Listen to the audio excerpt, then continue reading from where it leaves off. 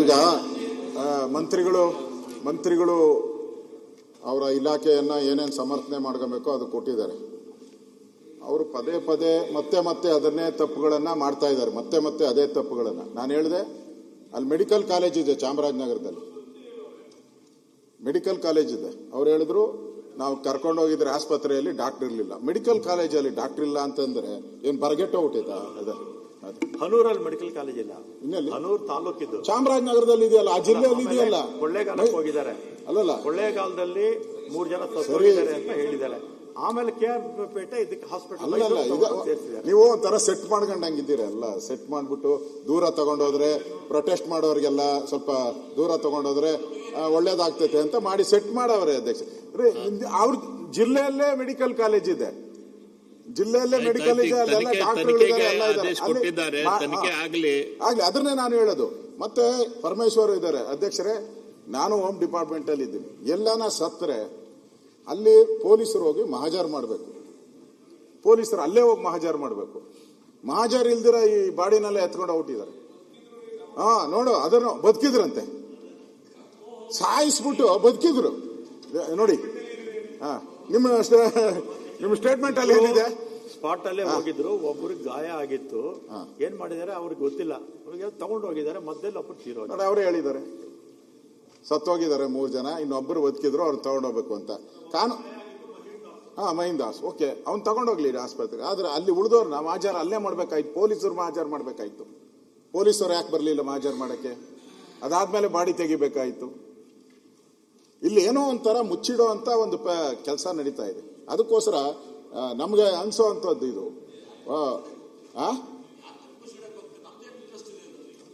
ನಮ್ಗೇನು ಇಂಟ್ರೆಸ್ಟ್ ಇದೆ? ಯಾತಕ್ಕೆ ಮುಚ್ಚಿಡಕ್ಕೆ ಹೋಗ್ತೀವಿ? ಹೊಡೆದ್ಬಿಟ್ಟಿದ್ದೀರಾ, 3 ಜನ ಕೊಲೆ ಆಗಿಬಿಟ್ಟಿದೆ, ಅದಕ್ಕೆ ಮುಚ್ಚಕ್ಕೆ ಹೋಗ್ತಾ ಇದ್ದೀರಾ ಅಷ್ಟೇ. ಇನ್ನೇನು? Is a role, is a favour of the government, it is a favour. ನಾವು ಡಿಪೆಂಡ್ ಅಲ್ಲ, ಇದು ಕರ್ನಾಟಕ, ಇದು ಗುಜರಾತ್ ಅಲ್ಲ. ಇದು ಆಮೇಲೆ ಈ ತನಿಖೆಗಳೆಲ್ಲ ನಾವು ನೋಡಿದ್ದೀರಿ. ಈ ತನಿಖೆ ಅಶೋಕ್ ಅವರ, ಇದು ಕರ್ನಾಟಕ ಗುಜರಾತ್ ಅಲ್ಲ. ಇದು ಈಗ ಇದು ಗುಜರಾತ್ ಅಲ್ಲ, ಇದು ಕರ್ನಾಟಕ. ಹೌದೌದು,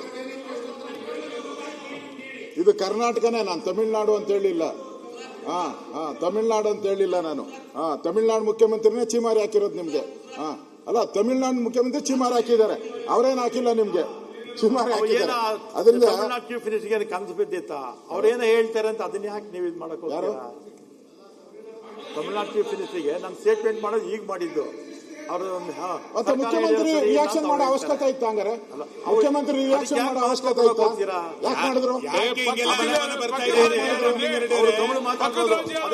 ನಿಮ್ಮ ಇಲಾಖೆ ಮೇಲೆ ನಂಬಿಕೆ ಇಲ್ಲ ಅಂತ ಹೇಳಿದ್ದಾರೆ ಮುಖ್ಯಮಂತ್ರಿ.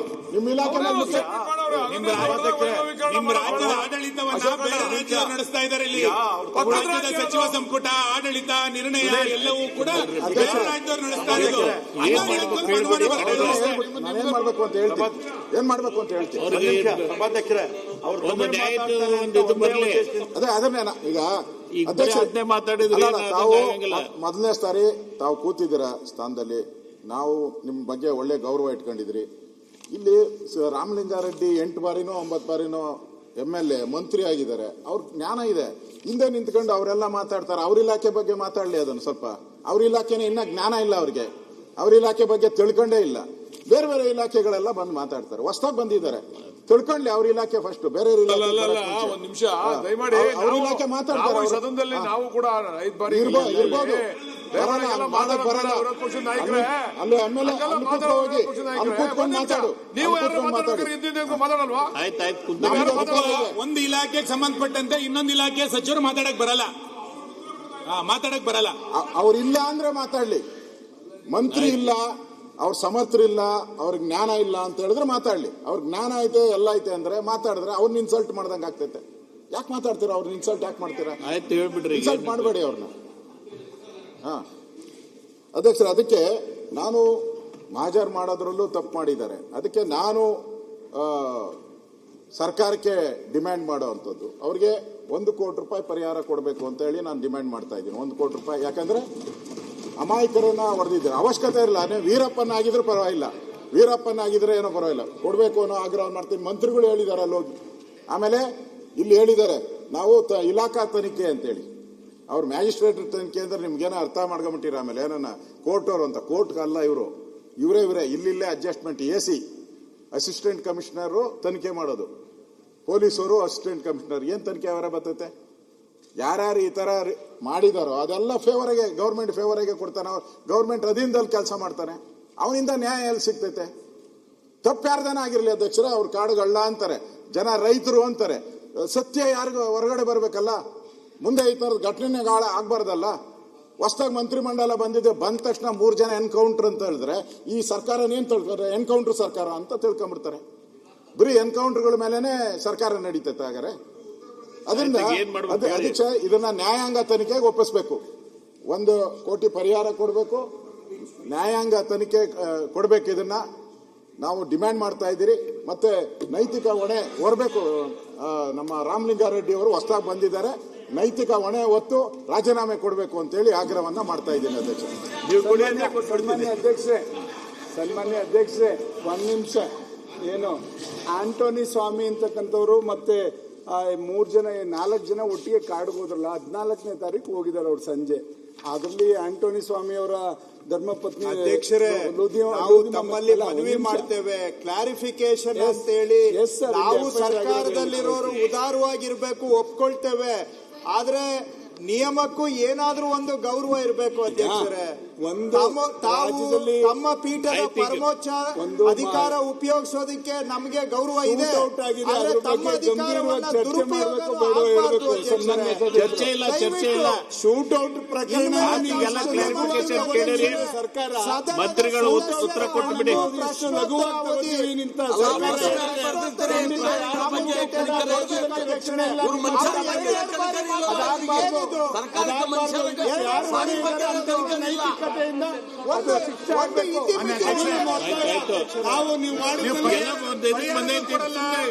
ಜುಡಿಷಿಯರಿ ಎನ್ಕ್ವೈರಿನೂ ಮಾಡಲ್ಲ ಅಂದ್ರೆ ಏನು? ಅವ್ರಿಗೆ ಏನ್ ಹೇಳ್ತಾರೆ ಕೇಳ್ರಿ.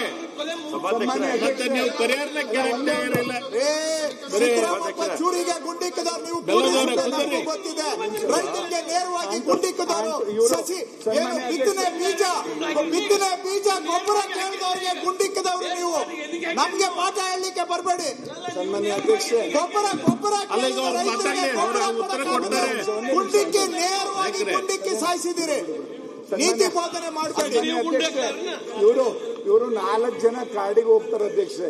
4 ಜನ ಕಾಡಿಗೆ ಹೋದ್ರಲ್ಲಿ ಇವರು 14ನೇ ತಾರೀಕು ಸಂಜೆ ಹೋಗೋದು. ಅವರು ಯಾರು ಆಂಟೋನಿ ಸ್ವಾಮಿ ಹೆಂಡತಿ ಏನಂತ ಕಂಪ್ಲೇಂಟ್ ಕೊಟ್ಟಿಲ್ಲ. ಲೂಧಿಯವ್ರು ಏನ್ ಚರ್ಚೆ ಇಲ್ಲ ಅದೇನಾಗಿದೆ, 14ನೇ ತಾರೀಕು ಸಂಜೆ ಹೋದವರು ರಾತ್ರಿ ಆದ್ರೂ ಕೂಡ ಅವ್ರ ಹಸುಗಳು 2 ಹಸುಗಳು ತಪ್ಪಿಸ್ಕೊಂಡಿತ್ತು. ಹಾಗಾಗಿ ನಮ್ಮ ಯಜಮಾನರುಗಳು ಹುಡುಕೊಂಬರಕ್ಕೆ ಹೋಗಿದ್ರು, ಅಲ್ಲಿ ಸಿಗದೇ ಇದ್ದಿದ್ರಿಂದ ರಾತ್ರಿ 2 ಗಂಟೆಗೆ ನಾವು ಅಲ್ಲಿ ಒಂದು ಬಂಡೆ ಮೇಲೆ ಮಲಗಿದ್ವಿ 4 ಜನನು.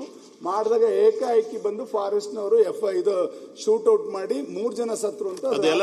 ರಾತ್ರಿ 2 ಗಂಟೆಗೆ ಅವನು ಯಾರು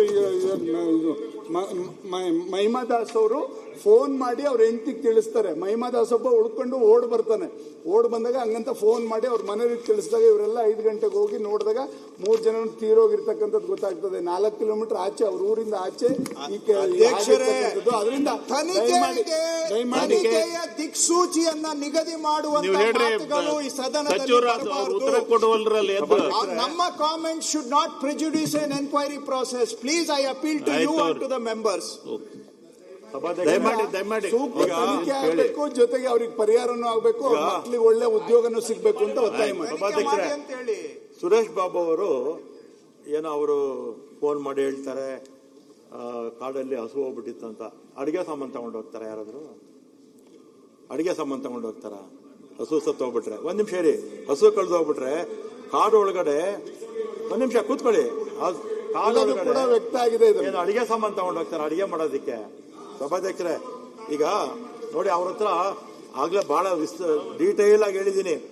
ಅವ್ರ ಹತ್ರ ಎಷ್ಟೆಷ್ಟು ಬುಲೆಟ್ಸ್ ಇತ್ತು, ಚಾಕುಗಳಿತ್ತು, ಮಚ್ಚುಗಳಿತ್ತು, ಅವ್ರು ಏನೇನು ಸಾಮಾನು ತಗೊಂಡೋಗಿದ್ದಾರೆ ಅಂತ ಅದರಲ್ಲಿ ಎಲ್ಲ ಇದೆ ನೋಡಿ.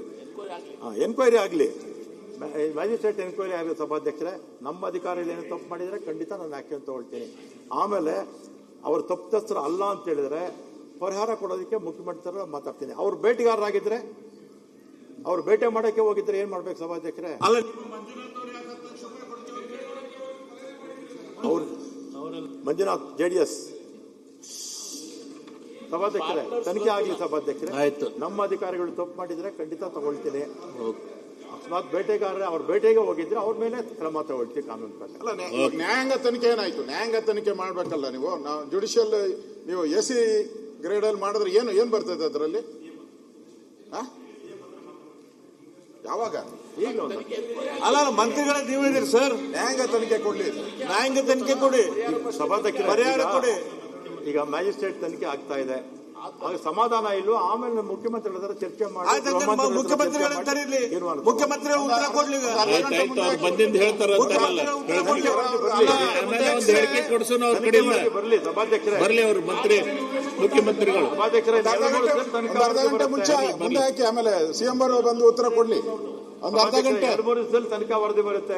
ಸೆಷನ್ ಇನ್ನೂ 2 ವಾರ ಇದೆ, ಮಾತಾಡೋದಕ್ಕೆ ಮತ್ತೆ 2-3 ದಿನದಲ್ಲಿ ಹೆಂಗೆ ನ್ಯಾಯಾಂಗ ತನಿಖೆ ಅರ್ಧ ಗಂಟೆ ಮುಂದೆ ಈಗ ಕ್ವಶನ್ ಅವರ್ ಮುಂದೆ ಹಾಕಿ. ಆಗ್ಲಿ ಸಭಾಧ್ಯಕ್ಷರೇ. ಮಾನ್ಯ ಅಧ್ಯಕ್ಷರೇ, ಕ್ವಶನ್ ಅವರ್ ಆಗ್ಲಿ, ಸುಮ್ಮನೆ ಈ ತರ ಕ್ವಶನ್ ಅವರ್ ಎಲ್ಲ MLAಗಳು ಕೇಳಿರ್ತಾರೆ. ಇದು ಇಲ್ಲಾಂದ್ರೆ ನೋಡಿ, ನೀವು ಒಂದೇ ನಿಮಿಷ. ರಾಮಲಿಂಗಾರೆಡ್ಡಿ ಅವರು ಏನ್ ಹೇಳ್ತಾ ಇದ್ದಾರೆ? ಮುಖ್ಯಮಂತ್ರಿಗಳು ಬಂದು ನ್ಯಾಯಾಂಗ ತನಿಖೆ ಕೊಡ್ತಾರೆ ಅಂತ ಹೇಳ್ತಾ ಇದ್ದಾರೆ. ಕೊಡ್ತಾರ ಅಂತ ಹೇಳಿಲ್ಲ, ಚರ್ಚೆ ಮಾಡ್ತೀನಿ ಅಂತ ಹೇಳಿದ್ದಾರೆ. ಕೇಳಿ, ಮುಖ್ಯಮಂತ್ರಿ ಹೇಳಿ ಚರ್ಚೆ ಮಾಡ್ತೀನಿ ಅಂತ ಹೇಳಿದ್ದಾರೆ.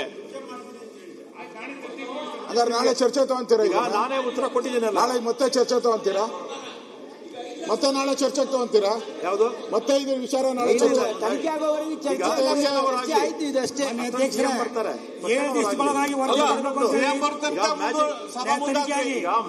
ಚರ್ಚೆ ಮಾಡಿ ಮ್ಯಾಜಿಸ್ಟ್ರೇಟ್ ತನಿಖೆ ಆಗಿ ನಿಮ್ ಸಮಾಧಾನ ಇಲ್ಲ ಅಂದ್ರೆ ಬೇರೆ ಯೋಚನೆ ಮಾಡೋಣ. ಮ್ಯಾಜಿಸ್ಟ್ರೇಟ್ ತನಿಖೆ ಆಗ್ತಾ ಇದೆ, ಯಾಕೆ ನಾವು ನಮ್ಮ ಅಧಿಕಾರಿಗಳು ಅವ್ರ ಮೇಲೆ ನಂಬಿಕೆ ಇಲ್ಲ? ನಿಮ್ಮ ಅಧಿಕಾರಿಗಳಿದ್ದಕ್ಕೆ ನಮಗೆ ನಂಬಿಕೆ ಇಲ್ಲ, ರೈತರಿಗೆ ನಂಬಿಕೆ ಇಲ್ಲ. ಕ್ವಶನ್ ಅವರ್ ಆಗ್ಲಿ, ನಿಮ್ಮ ಅಧಿಕಾರಿಗಳಿದ್ದಕ್ಕೆ ನಂಬಿಕೆ ಇಲ್ಲ. ನ್ಯಾಯಾಂಗ ತನಿಖೆ ಕೊಡಿ, ಮುಖ್ಯಮಂತ್ರಿಗಳು ಬಂದು ಕ್ಲಾರಿಫಿಕೇಶನ್ ಕೊಡ್ರಿ, ಚರ್ಚೆ ಮುಕ್ತಾಯ ಮಾಡಬೇಡಿ. ನಾಳೆಗೆ ಇದನ್ನ ಚರ್ಚೆ ತಗೊಳ್ಳಿ, ಇನ್ನೊಂದಿಷ್ಟು ಚರ್ಚೆ ಮಾಡ್ಲಿಕ್ಕಿದೆ. ಮುಖ್ಯಮಂತ್ರಿಗಳು ಬಂದು ತನಿಖೆ ಆದೇಶ ಆದ್ಮೇಲೆ ಮತ್ತೊಂದು ಚರ್ಚೆ ಇರುತ್ತೆ. ಇದನ್ನು ಹೊಸದಾಗಿ ಪರಿಪಾಟಿ ಹಾಕಕ್ಕೆ ಹೋಗ್ಬೇಡಿ. ಕೊಟ್ಟಿದ್ದೀರಾ, ಸ್ಟೇಟ್ಮೆಂಟ್ ಕೊಟ್ಟಿದ್ದಾರೆ, ತನಿಖೆ ಆಗಿ ಚರ್ಚೆ ಮಾಡೋಣ. ಉತ್ತರ ಕೊಟ್ಟಿದ್ದಾರೆ. ಎಲ್ಲಿ ಕೊಟ್ಟಿದ್ದಾರೆ? ಯಾವ್ದು ಹೇಳಲಿಲ್ಲ. 1 ಕೋಟಿಗೂ ರಾಮಲಿಂಗಾರೆಡ್ಡಿ ಅವರು ರಾಜೀನಾಮೆನೂ ಕೊಡ್ಲಿಲ್ಲ.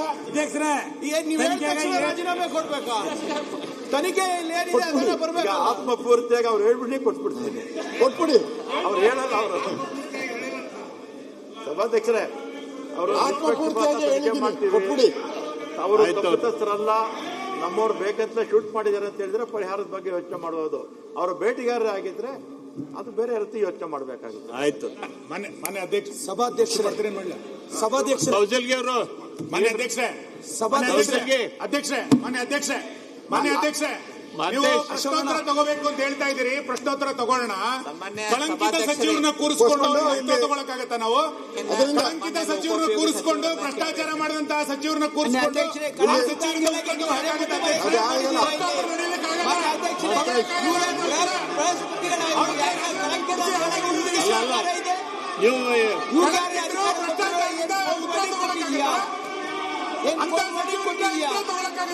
ನೋಟಿಸ್ ಕೊಡ್ತೀರಿ? ಇದಕ್ಕೆ ನಿಯಮ ಏನಿಲ್ಲ ಇಲ್ವಾ? ಅಂತ ಸಚಿವರನ್ನ ಇಟ್ಕೊಂಡು ಭ್ರಷ್ಟಾಚಾರ ನಡೆಸಿದ್ರೆ ಹೆಂಗ್ ನಡೆಯಕ್ಕಾಗತ್ತೆ? ಈ ತರ ಸದನ ಹೆಂಗ್ ನಡೆಸಬೇಕಾಗುತ್ತೆ? ನೀವು ಹೇಳ್ರಿ ವಿರೋಧ ಪಕ್ಷರೇ, ಭ್ರಷ್ಟಾಚಾರ ಸರ್ಕಾರದ ಉತ್ತರ ನಮಗೆ ಬಂದಿಲ್ಲ. ಅಂತ ಉತ್ತರ ಪ್ರಮೇಯ ನಮಗೆ ಬಂದಿಲ್ಲ. ತಗೊಳ್ಳಿ ರಾಜೀನಾಮೆ ಪಕ್ಷದವ್ರದ್ದು. ನಿಮ್ದು ನೋಟಿಸ್ ಕೊಡಿ, ಚರ್ಚೆ ಮಾಡ್ಬೇಕಾದ್ರೆ. ಅಧ್ಯಕ್ಷರೇ, ಈಗ ನೋಡಿ